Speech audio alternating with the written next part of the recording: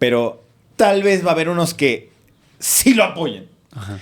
Entonces, esos que sí lo apoyan van a decir, él no me representa, ¿por qué le está hablando así? O tal vez la forma en la que yo digo que no les cae bien Trump tampoco es como ellos lo están pensando. Ellos lo ven desde otro enfoque. No, es que la economía se va a hacer... Pero es que no les gusta su peinado. Entonces, no hay forma de yo hacer solo un comentario para poder expresar cómo piensa México, qué opina. Entonces, sí fue un desafío grande para mí. ¿Y qué dijiste al final? Al final, obviamente, o sea, yo me basé en hechos. Ya estaba trabajando con la Embajada de México también. Entonces, yo les preguntaba también a ellos cómo poder sobrellevar este tipo de preguntas porque son muy difíciles. En las preguntas relacionadas con la y todo lo de la inseguridad, yo generalmente pues trataba no de encubrir lo malo, sino de exponer más de lo bueno de México. Que si sucedió algo y salieron las noticias, pues, ¿qué voy a decir? No es cierto. Claro que no. Pues sí pasó, y es esto y esto.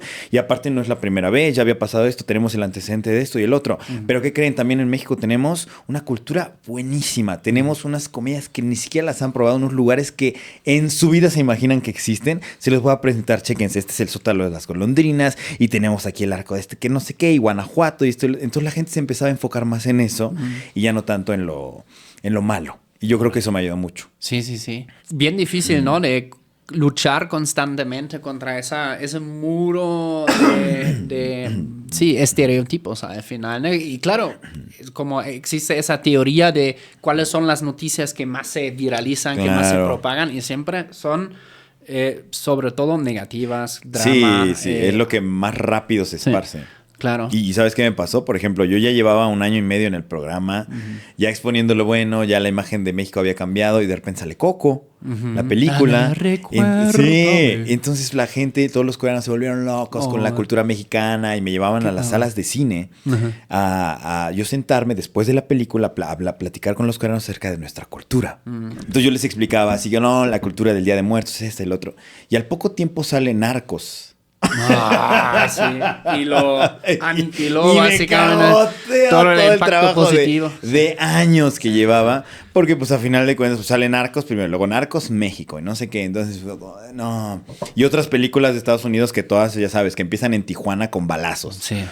Entonces, ni modo, es un trabajo constante el que hay que seguir haciendo. Gracias al esparcimiento de información que pues me he procurado dar. Allí en Corea han desaparecido muchos estereotipos, pero muchos todavía siguen latentes ahí. Y todas las nuevas generaciones que siguen saliendo van a empezar desde el estereotipo. Ni modo. Claro. Ni modo. Pues ahí comienzas y igual en algún momento te causa curiosidad y quieres ir más a fondo y descubres más cosas. Entonces, pues, mi trabajo allá es y siempre ha sido seguir constantemente esparciendo lo bueno en la cultura y pues en algún momento le voy a dar la batuta a alguien más y alguien lo va a seguir haciendo o todos lo vamos a seguir haciendo juntos. Ya ahorita ya el panorama mundial está tan abierto que ya los coreanos, sin necesidad de que yo esté allá, se pueden dar cuenta de cómo es México a través de las redes sociales, de documentales, etcétera. De hecho, aquí con un compa con el que también grabé, tipazo, a ver si pronuncio bien su nombre, Byung. Claro, coreano. Coreano. Él hace contenido aquí de México, blogging, pero para una audiencia coreana. Correcto. Es curioso. Sí, también es un choque cultural tremendo para ellos ver cómo un coreano se sale de su caja que tiene establecida de todo el sistema correcto y se viene a un país a hacer comedia y deja tú la comedia, comedia con sátira, comedia con humor negro, comedia fuerte, comedia que no se maneja en Corea. Un saludo al buen cómico coreano, al buen Byung. Me cae muy bien, es súper abierto. Tipazo. Tipazo. ¿Cómo lo describirías allá, el humor coreano? El humor allá en Corea es muy blanco. Es muy sencillo. Me caí, te dio risa, pues te reíste. Okay. Allá no manejan el doble sentido, el albur no existe. Claro, es muy difícil tratar de hacerles entender un chiste mexicano, por ejemplo, ¿no? Porque a veces implica un proceso de pensamiento. Sí. Es por esto que esto, por eso me da risa. Dices, wow, cuando entiendes un chiste tú en México, la primera vez que entendiste un chiste complicado, ¿te acuerdas? Sí. Yo creo, primero fueron como primero no captaban a los albures.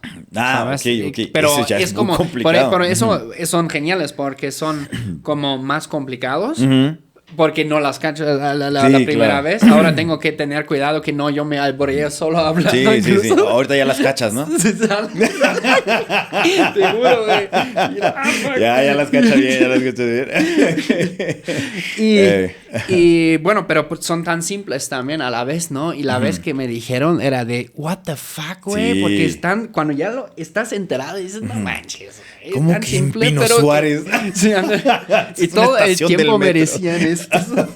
Sí, pero entonces ya cuando nosotros nos gusta sentir esa sensación de entendí un chiste. Pero a ellos, como su humor, están acostumbrados desde hace mucho tiempo en la televisión y entretenimiento a ser muy blanco.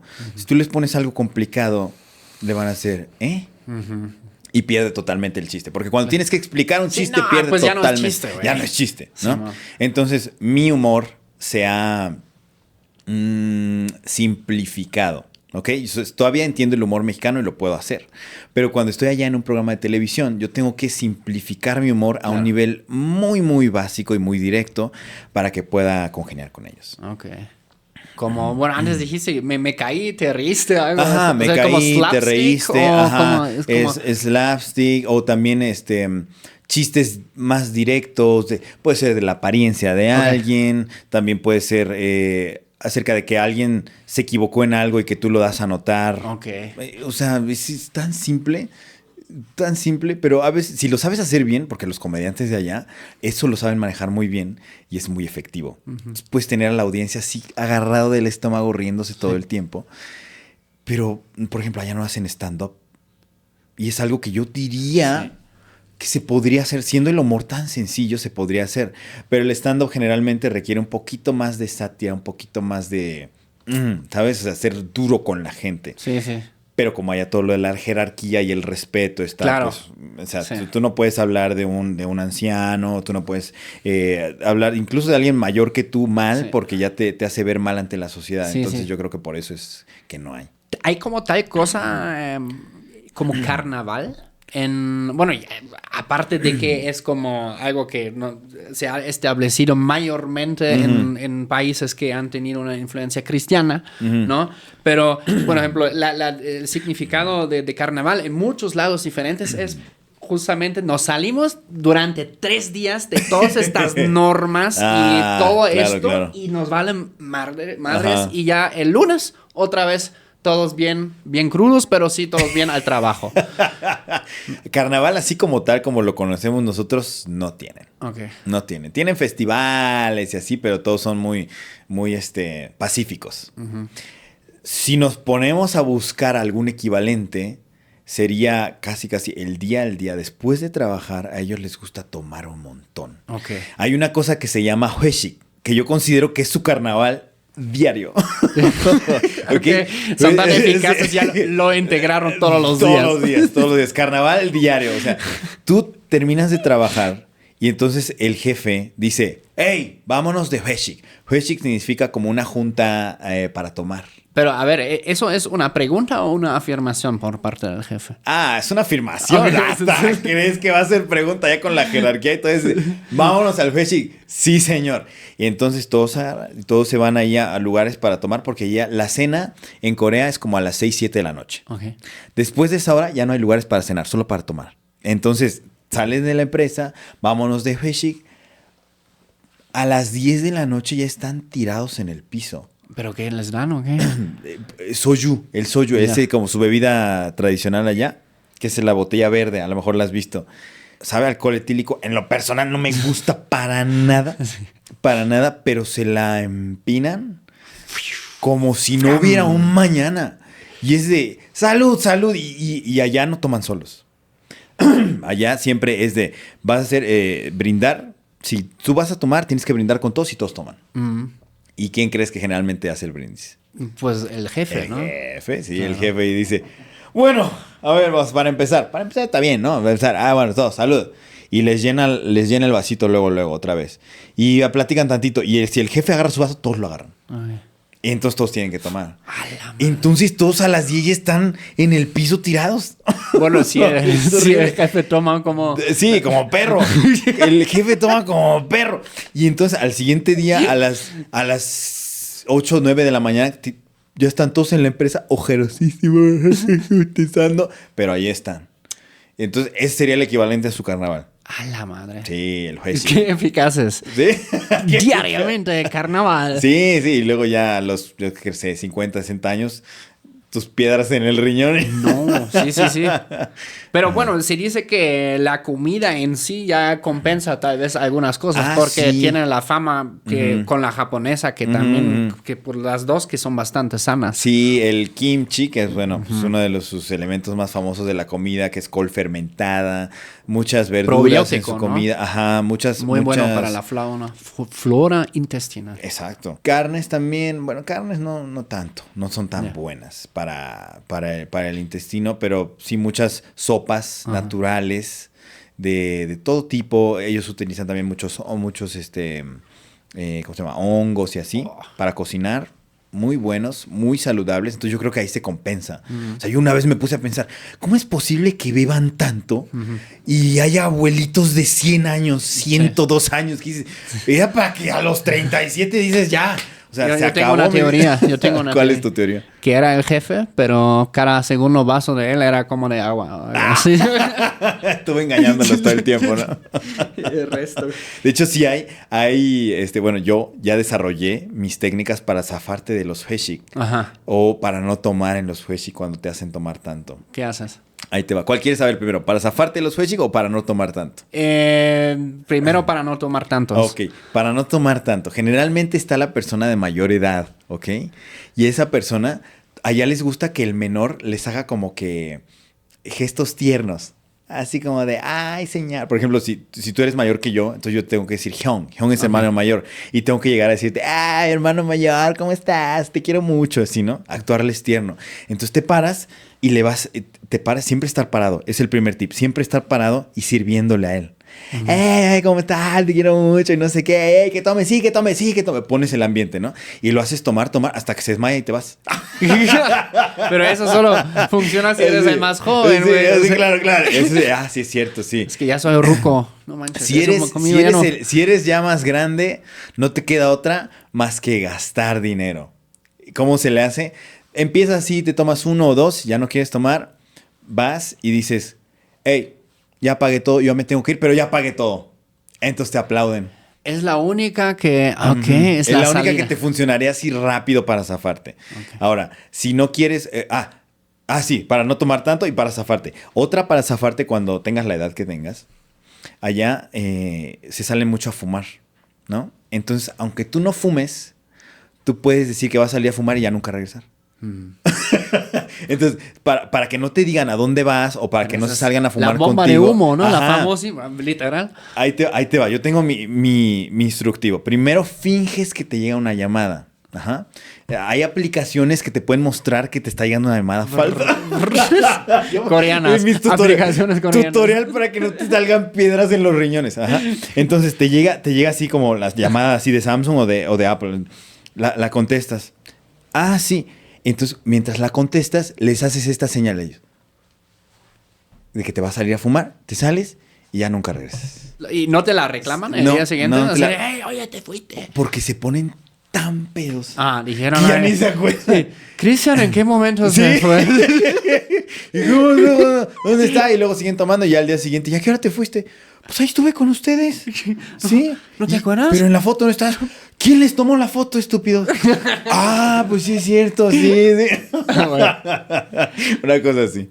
¿Y qué otros tips tienes para gente de México, Latinoamérica, para sobrevivir en Corea? Híjole, pues yo creo que un tip para encontrar casa es ahorrar porque te van a pedir el depósito. Ese es uno. Uh-huh. Ya una vez que estás allá se tiene que separar la basura orgánica e inorgánica, por ley. Si no, te castigan, te multan. ¿Pero alguien revisa la basura o cómo? Las cámaras de seguridad. Allá todos los lugares tienen cámaras de seguridad. Entonces, si tú tiraste mal una basura, van a tomarse el tiempo de checar todas las cámaras hasta encontrarte. Ay, qué minuciosos, ¿no? Sí, muy minuciosos. Y de hecho, allá las bolsas de basura las venden aparte. O sea, nunca vayan a tirar basura en bolsas normales. Allá las basuras, haz de cuenta, digamos, aquí estamos en la colonia Narvarte, ¿no? Entonces, en la colonia Narvarte venden bolsas de basura de la colonia Narvarte. Entonces, tú vas a, no sé, al Oxxo de allá o vas a algún supermercado, compras tu paquete de bolsas de basura de la Narvarte. Tú metes tu basura inorgánica en la bolsa de basura de la Narvarte y luego la amarras y la dejas afuera. Ya esa se la llevan cierto día. Ahora, la orgánica también la venden por colonias.